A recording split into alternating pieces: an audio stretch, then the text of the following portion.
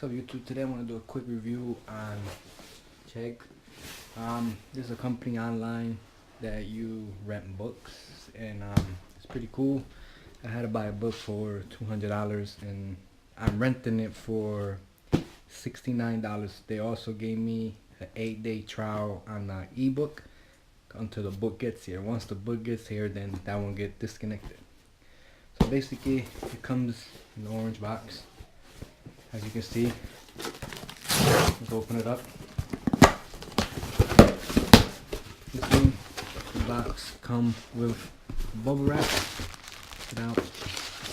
Comes with your receipt.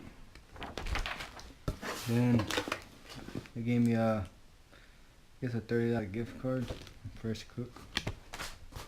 Also, YouTube thing, 3 months free. Now, this is the book.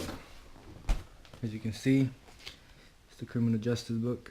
It is $200, so I'm renting it for the $69.99. It's way better. So I really recommend this. Renting books better is Chegg.com. That's www.chegg.com. And basically, once your rental is done, they give you about 3 months, 120 days, and they give you a return label.